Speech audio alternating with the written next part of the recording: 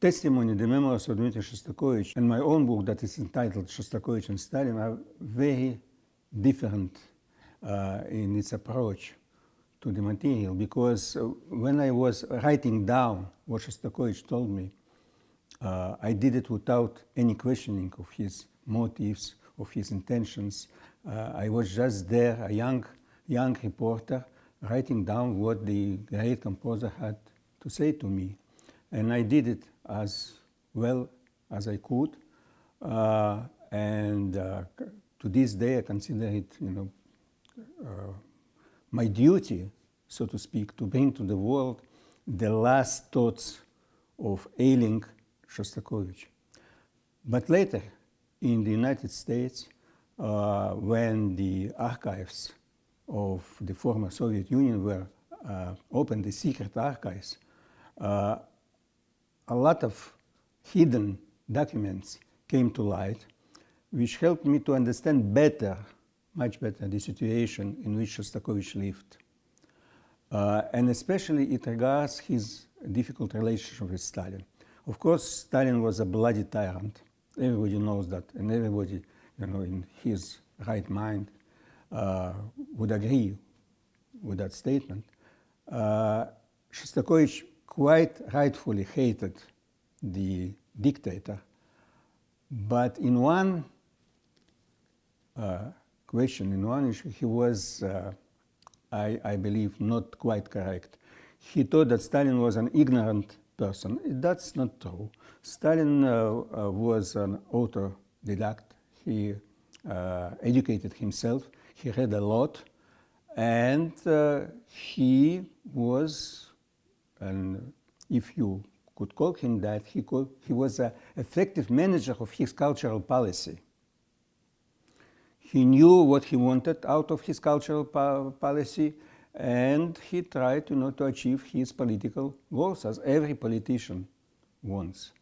He achieved it many times with cruel, unspeakably cruel methods, yes.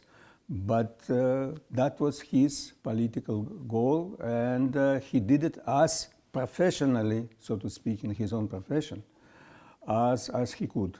So my book tried to explain the relationship not only between Shostakovich and Stalin, but the ways in which Stalin managed the whole Soviet culture, how he did it, and what he tried to do, and what he did, and what effect it had on the Soviet culture. People ask sometimes if Shostakovich would be the same great composer we know today if there was no pressure from the highest authorities, from Stalin personally. It's a very difficult question to answer, because we don't know how Shostakovich would develop without Stalin's interference. But what we know is that the works that he produced under Stalin are great, are moving, are touching, are still actual to us till this day. And he managed to express something essential and something very close to our contemporary experience about your soul surviving, about your emotions intact, about your personal life, which everybody of us tries to defend from the outside interference, from the pressure from outside. And that was the result, actual result of this enormous pressure, of this inhuman pressure that Stalin put on Shostakovich.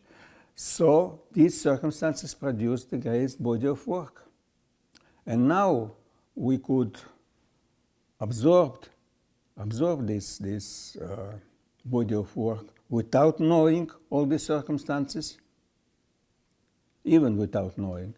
And we could absorb it and feel it and understand it in the full range of the political situation of the Stalin's times, And maybe we could understand them better with knowing all the political circumstances and all the historical background than without it.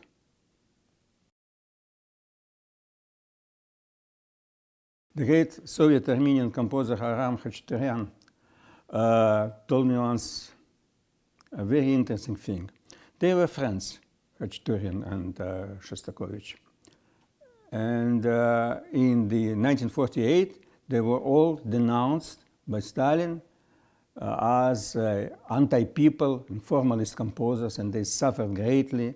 And there were endless meetings in which they were denounced, and they were pressured to appear with self-criticism and all this stuff. And Khachaturian told me that returning from these meetings, very humiliating, very difficult, Khachaturian would cry, in his pillows, while Shostakovich, returning from the same meetings, would sit down and write one of his greatest works, the First Violin Concerto. And that, said to me Khachaturian, was the difference between a mere talent and a genius. Khachaturian never in his life said a wrong word about Shostakovich. He never denounced him. He was always faithful. He was always admiring. And Shostakovich always liked Khachaturian's work and Khachaturian's personality. But they, of course, were very, very different because, in his essence, with all his humor, late in his life, Shostakovich was kind of a sour personality, very disillusioned.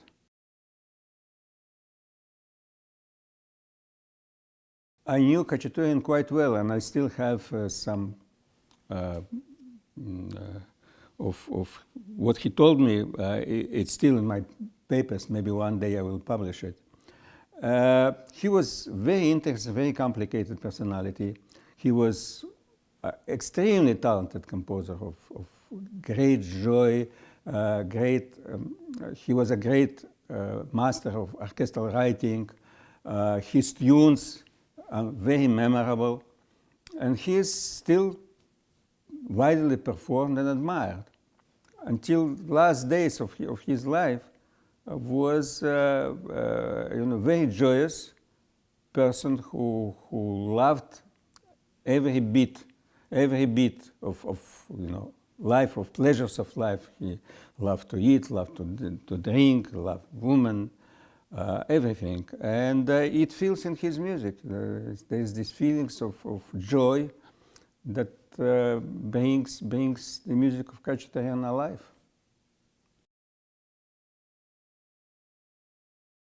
Khachaturian, in talking with me, by the way, expressed sometimes bitterness about his development. Shostakovich never said, I was pressed by Stalin and I could be a different composer. But Khachaturian said this to me several times, that something was halted in me, something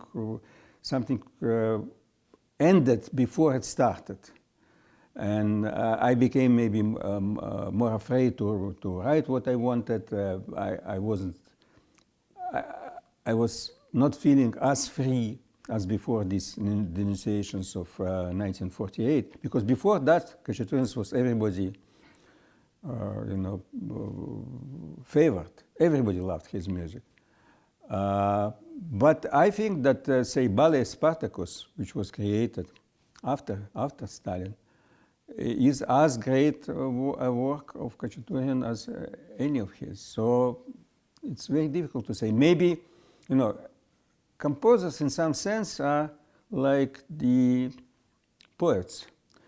Usually the best work done by poets in their 20s, early 30s. Later, it becomes much more difficult to pour out, your soul. The same is happening with composers, and you see in Shostakovich that early exuberance, joy, sense of humor, gradually disappears, and there is a lot of sorrow and a lot of bitterness. And it's expressed very clearly in the music. It's also a matter of age, not only of politics.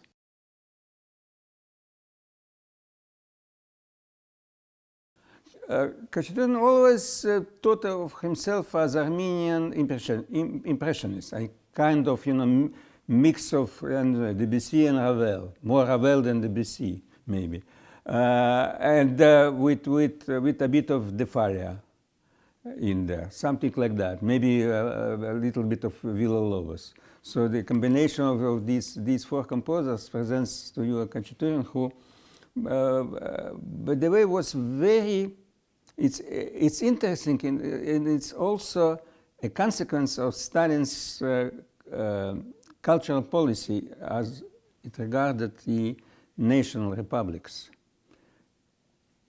Stalin's formula for the socialist art was socialist in content and national in form. And this formula was accepted by everybody. And Khachaturian, in this sense, was a perfect example of it. It was extremely national in form. It was,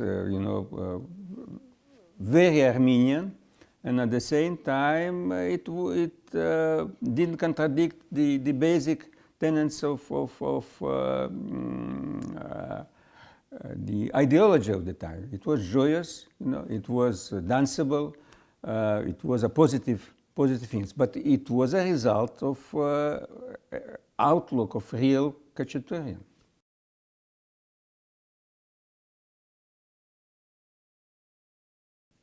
One of the great enigmas of Shostakovich's creative output is his interest in Jewish folklore and using Jewish-like themes. He never quotes, I believe, the actual Jewish songs, but the songs, the themes, the music that appears, that when you listen, that appears to be Jewish, it's present in many of his compositions, and very important ones. Among them is the first piano concerto, and another is a very significant composition, his first violin concerto, where the Jewish presence is very obvious. At the time when the concerto appeared, it was interpreted in Soviet publications as Oriental. They couldn't say Jewish themes, so they say Oriental. And two compositions in which the Jewish themes are kind of central to the content are his second piano trio and the eighth quartet. In both, the appearance of Jewish themes signifies something very important, something that addresses the core intent and content of the composition.